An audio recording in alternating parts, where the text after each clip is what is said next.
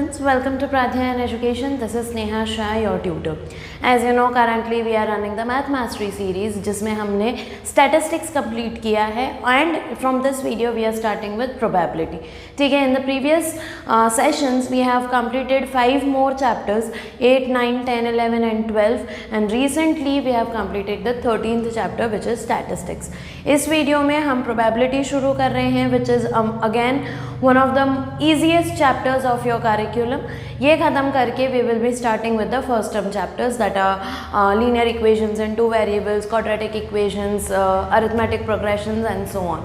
ठीक है, before going ahead with probability, let me just say that all the links to all the chapters are given in your description of this video. आप जाइए, check out the chapters, check out the videos of the previous chapters and try to learn with us with ease and better understanding. Okay, so let's begin with probability. Probability आपने अगर पहले पढ़ा है तो आपको पता होना चाहिए, ये 9th में भी था कि प्रोबेबिलिटी होता क्या है. Probability is nothing but chance. what are the chances of a certain event that is going to happen. It is likely to rain today. What does this mean? कि chances हैं कि आज बारिश होगी, बट ये किस बेसिस पे depend करता है कि वो फोरकास्ट डिपार्टमेंट जो है वो कौन से फैक्टर्स को देखता है. This 13th chapter and this chapter are the very primitive basics of data analysis. और आपको डेटा एनालिसिस आगे जाके इतना ज़्यादा प्रैक्टिकल फील्ड है कि you can become a data scientist. Trust me, it is one of the biggest professions in the world right now. Data science is one of the most practical fields of working. Okay, data science है, data analysis है, machine learning है. तो अगर आपको उसमें interest है तो आपके लिए ये सबसे बेसिक स्टेप है to learn data science. Data क्या होता है? It is a piece of information. उससे आप एनालाइज करते हो. आप अगर स्पोर्ट्स देखते हो, क्रिकेट देखते हो, तो वो लोग इतना इंस्टेंटली आपको कैसे स्कोर्स के कंपैरिजन्स देते हैं, कैसे वो लोग रिकॉर्ड्स मेंटेन करते हैं, ये भी डिसाइड होता है कि ये मैच कौन सा टीम जीतेगा. वो सब कैसे डिसाइड होता है? वो सब डिसाइड होता है प्रीवियस डेटा को एनालाइज करके. जैसे अगर गिवन कंडीशंस में एक टीम इस तरीके से खेलती है तो वो जीतती है. अगर इस टीम के इतने विकेट्स हो गए, इतने ओवर्स में इतने विकेट्स हो गए, तो वो टीम हारती है in generalized version. Obviously practically obviously आपके पास कुछ ना कुछ तो एक पॉइंट चांस होगा कि वो उल्टा हो, जो प्रिडिक्ट किया है उससे उल्टा हो. बट वो प्रिडिक्शंस कहाँ से आते हैं? They come from data analysis. तो प्रोबेबिलिटी है या स्टैटिस्टिक्स है, that is a basic step to learning data science and data analysis. So beginning with probability, सबसे बेसिक कंसेप्ट है कि अगर एक इवेंट हो रहा है उसका नंबर ऑफ पॉसिबल आउटकम्स कितने हैं. For example, we are tossing a coin. एक कॉइन टॉस करने में आपको क्या क्या मिल सकता है? There are only 2 possible outcomes, या तो हेड्स आएगा या तो टेल्स आएगा. तो उसके पॉसिबल आउटकम्स कितने हुए? 2. बट एट अ टाइम कौन सा आएगा? एट अ टाइम दोनों में से एक ही आ सकता है, right. At one given particular incidence कि आपको इस पॉइंट पे कितने क्या आएगा, हेड्स आएगा या टेल्स आएगा, तो वो एक ही आएगा. And what are the chances, what is the probability कि वो हेड्स है या टेल्स है? तो वो कैसे पता चलेगा? वो पता चलेगा कि हेड्स कितनी बार आ रहा है आउट ऑफ 2, टेल्स कितनी बार आ सकता है आउट ऑफ 2, तो दैट इज़ 1/2. क्योंकि हेड्स एक टाइम पे एक ही बार आ सकता है. So 1 the number of favourable outcomes. What are favourable outcomes? जो हमें चाहिए, विच इज़ आस्क्ड कि आपको चेक करना है कि हेड्स कितनी बार आ रहा है. What is the probability of getting a head when you toss 1 coin at a time. ठीक है, तो वो क्या होगा? वो आएगा 1/2 क्योंकि 1 time it is coming out of 2 possible outcomes. ठीक है. So similarly for tails, that is your example number 1 कि जब आप coin toss करते हो तो what is the probability of getting an H? मतलब coin toss के outcomes क्या हुए? Heads और tails. तो what is the probability of getting heads? इसके total क्या है? टोटल आउटकम्स कितने हैं? 2, right. So at a time कितने आउटकम्स आ रहे हैं? हेड्स कितनी बार आ सकता है? 1 out of how many? Out of 2. Same thing goes for tails, it can come once out of 2. This means के there are equal chances of getting these outcomes. ठीक है. Now there is a phrase that we constantly use in probability, which is equally likely. What do you mean by equally likely outcomes? Equally likely outcomes are those outcomes जो external factors पे depend नहीं करते हैं. For example, let me say कि a layman like me, जिसको basketball नहीं आता खेलना, I am playing against a player. तो अगर हम बास्केटबॉल उसके बास्केट में डालते हैं तो उसके पॉसिबल चांसेस क्या क्या हैं? देयर आर 2 पॉसिबल चांसेस कि वो बास्केट के अंदर जाएगा या तो नहीं जाएगा. पर क्या वो चांसेस इसके ऊपर डिपेंड करते हैं कि प्लेयर को कितना आता है? Right. Like me, if I am not a player, if I am throwing the ball at the basket, there is a 100% chance कि वो एक भी बार ना जाए. Okay, I am throwing it 10 times, there are chances कि वो एक भी बार नहीं जाएगा. क्यों? Because I don't have the skill. I am not trained to do that. But at the same time, the player who is playing against me, he is trained player. Okay, तो उसका possibility है कि वो 10 बार डालेगा तो उसका 10 के 10 बार basket होगा. ठीक है. बट इस केस में क्या था कि वो 2 जो चांसेस हैं कि बास्केट होगा या नहीं होगा, वो एक्सटर्नल फैक्टर्स पे डिपेंड करता है. What external factors? My skills, my practice. ठीक है. उसकी प्रैक्टिस ज़्यादा है, उसके स्किल्स ज़्यादा है, तो उसके chances of scoring a basket is more, but मेरे नहीं हैं. But what about a coin toss? क्या टॉसिंग अ कॉइन में एक भी ऐसे एक्सटर्नल फैक्टर है जो ये डिसाइड करेगा कि हेड जाएगा कि टेल्स आएगा? नहीं है. राइट. क्योंकि एक्सटर्नली हम उसको डिसाइड ही नहीं कर सकते, वो एक्सट्रीमली रैंडम एक्सपेरिमेंट है. That is why coin toss is considered to be the most unbiased form of decision. ठीक है. जैसे अब इतने बड़े बड़े वर्ल्ड कप के मैचेस में भी ये डिसाइड होता है कि कौन पहले बैटिंग करेगा या कौन पहले बॉलिंग करेगा बाय अ कॉइन टॉस. वो क्यों इतना डिपेंडेबल है? Because it is extremely random, it is an independent event that is happening, और उसके एक्सटर्नल फैक्टर्स कोई उसको अफेक्ट नहीं कर रहे हैं उसके आउटकम्स को. That is why we say tossing a coin is an unbiased experiment. ठीक है. तो दिस मीन्स कि उसके जो आउटकम्स होंगे they are considered to be equally likely. Likely मतलब जो हो सकता है, और वो इक्वल टाइम्स हो सकता है. हेड्स भी आ सकता है, टेल्स भी आ सकता है, उसके हाफ चांसेस हैं. ठीक है. So that's about equally likely outcomes, that's about probability.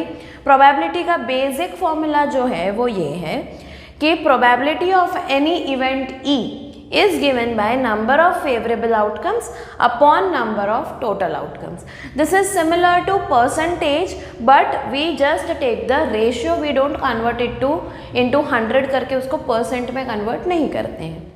So it is number of favorable outcomes कि जो आपको outcomes चाहिए upon जो total outcomes possible हैं. Total probability हमेशा 1 होता है because we are taking it as fraction. वो नेगेटिव भी नहीं हो सकता. इट लाइज बिटवीन 0 to 1, मतलब जो इवेंट नहीं हो रहा है वो पॉसिबल ही नहीं है. इफ आई एम सेइंग कि the sun rises in the west, is it possible? No, because it rises in the east. तो ये पॉसिबिलिटी या ये इवेंट कैसा हो गया? Impossible event. तो उसकी प्रोबेबिलिटी क्या है? इट इज़ 0, क्योंकि it never can occur. Then I change my statement to the sun rises in the east. तो it is 100% true, correct? तो उसके chances कितने हैं? 100%. That is the probability is 1. It is called a certain event. Certain मतलब क्या? Sure event. So the probability of an impossible event is 0 and the probability of a certain event is 1. Clear? Now there are 2 opposite events. ठीक है. या तो heads आ रहा है और tales आ रहा है. These are 2 opposite events of the same category. तो उन दोनों का सम जो होगा it will always give you 1। एक इवेंट हो रहा है, it is coming out to be head, और दूसरा हो रहा है कि it's not head. Okay, an event E and an event not E, opposite event, तो उन दोनों का सम क्या होगा, it will be equal to 1 because total probability is always equal to 1। It can never go beyond 1 और below 0. Okay, it always lies between 0 and 1. It can be equal to 0 or 1 but never be more than 1 or less than 0. Clear? So that is about your probability. The total probability, sum of opposite events is always 1, and example number 1. Let's go to example number 2. Again easy है. The question is कि एक bag है, उसमें एक red ball है, एक blue ball है और एक येलो बॉल है, और टोटल बॉल्स कितने हो गए, उसमें 3 बॉल्स हो गए टोटल। तो आपको फाइंड करना है कि व्हाट इज़ द प्रोबेबिलिटी जब हम बैग में से एक बॉल उठाते हैं तो वो रेड होगा, येलो होगा या ब्लू होगा। आपको नहीं पता है कि बैग, आप देख नहीं रहे हो कि बैग में आप जब हाथ डाल रहे हो तो वो कौन से कलर का बॉल आपके हाथ में आ रहा है, बट उसमें है ही 3 बॉल्स। ठीक है, there are 3 balls and randomly you are picking up 1 ball, तो वो रेड भी हो सकता है, वो ब्लू भी हो सकता है, येलो भी हो सकता है। तो what is the probability, the favourable outcome of getting a red ball is 1। कितने रेड बॉल्स हैं, 1, तो my favourable outcomes are 1 and what are the possible outcomes, 3 में से एक बॉल रेड है, so the probability of getting a red ball is 1/3। Similarly, probability of getting a blue ball is 1/3 and yellow ball is also 1/3. ठीक है, सो अब इसका भी आप टोटल करोगे तो what will you get? You will get 3/3 which is 1. Are you getting the point? Now coming to example number 3, throw of a die. Dice मतलब जो आप खेलते हो इन स्नेक्स एंड लैडर और लूडो, जो आप डाइस से खेलते हो, that is single, it is called die, DIE, die, and अगर प्लूरल है तो we call it dice, DICE, right. अब उसके आउटकम्स क्या क्या हो सकते हैं, जब आप थ्रो करते हो तो उसके आउटकम्स क्या क्या आ सकते हैं, इट इज स्टार्टिंग विथ 1, 2, 3, 4, 5 और 6, राइट। तो टोटल आउटकम्स कितने हुए इसके, 6 आउटकम्स। तो द क्वेश्चन इज कि जब आप थ्रो करोगे इस डाई को तो वो जो आउटकम आएगा वो ग्रेटर देन 4 आएगा, वो नंबर ग्रेटर देन 4 आएगा। तो वो क्या क्या हो सकते हैं, या तो 5 या तो 6। So what are the possible outcomes और what are the favourable outcomes that I want, it is number 2। In number there are 2 favourable outcomes, 5 और 6। Upon out of how many outcomes we are talking about, out of 6। तो जो 6 possible outcomes हैं उसमें से मेरे favourable जो मुझे चाहिए वो कितने हैं, 2 हैं। So my probability is again 1/3। Understood? And then lastly it is number less than और इक्वल टू 4, लेस देन 1, 2, 3 और इक्वल टू 4, तो it is nothing but 4/6, so which is 2/3। Again ये सारे के सारे इंक्लूड हो रहे हैं, दैट इज़ वाई अगर आप इन दोनों को ऐड करोगे तो you will get 3/3 which is 1, which again justifies this that total probability of a particular event is always 1. Clear? So that's about probability and examples 1, 2 and 3. In this video only we will cover the questions from the exercise question 1 to 5. बहुत ज़्यादा easy हैं, let's see. See exercise 14.1 का question 1 is simply theory based. Let's read the questions. Probability of an event E plus probability of an event not E. Probability of an event E plus probability of event not E, which is also written as E bar. Okay उसके ऊपर एक line कर देते हैं तो वो E bar which is equal, which means not E, is equal to what, it is equal to 1. The probability of an event that can not happen is 0. Impossible event जो बताया, जो हो ही नहीं सकता, उसका प्रोबेबिलिटी क्या होता है, 0. Such an event is called an impossible event. The sum of probabilities of all the elementary events of an experiment है वो होता है 1. The last one is the probability of an event is greater than or equal to 0 and less than or equal to 1. क्योंकि एक probability of कोई भी event वो greater than और इक्वल टू 0 हो सकता है और लेस देन और इक्वल टू 1 हो सकता है. It can not go beyond 1, it can not go below 0. Next is, like I explained about equally likely outcomes. Let's read the questions. A driver attempts to start a car. The car starts or does not start. अब driver car को start करने का try कर रहा है. Car start होगी या नहीं होगी, उसका क्या वो इक्वली लाइकली है? नहीं. वो किस पे डिपेंड करता है कि कार की कंडीशन क्या है, नई कार है, पुरानी कार है, पेट्रोल है, नहीं है, ड्राइवर को आता भी है कि नहीं आता है. So there are certain back events, back factors which are affecting the particular event. तो this event is not equally likely. Understood? Second is, a player attempts to shoot a basketball. She or he shoots or misses the shot. Again, not equally likely because it depends on the external factors like the skills and the training of the player. A trial is made to answer a true-false question. The answer is right or wrong. अब ये क्या हो गया? ये हो गया equally likely event, क्योंकि आपको पता नहीं है कि वो ट्रू होगा कि फॉल्स होगा, और वो एक्सटर्नली किसी फैक्टर पे डिपेंड नहीं करता है, क्योंकि आपको पता ही नहीं है कि आप चैप्टर पढ़ रहे हो. दो ही पॉसिबल है, या तो ट्रू या तो फॉल्स. किसके ऊपर डिपेंड करेगा वो हमें नहीं पता है, बिकॉज फैक्ट्स क्या है वो हमें नहीं पता है. And the last one is, a baby is born, it is boy or a girl. Like we studied in the science reproduction chapter में हमने पढ़ा है कि क्रोमोसोम्स अगर मेल से X और Y होते हैं, मेल में अगर मेल से Y क्रोमोसोम आता है और फीमेल का X होता है तो वो मेल होता है बेबी, और ऑपोजिटली अगर मेल से X क्रोमोसोम आता है बेबी के अंदर तो वो बेबी फीमेल होता है. नाउ ये जो इवेंट है क्रोमोसोम का मेल बॉडी में से बेबी के बॉडी में आना, it is a completely random event. ठीक है, कम्प्लीटली रैंडम. इसके कोई एक्सटर्नल फैक्टर्स उसको चेंज नहीं कर सकता है, या उसके इवेंट्स को, ये इसके रिजल्ट्स को चेंज नहीं कर सकता है. So a boy is being born और a girl is being born, both are equally likely events. Clear?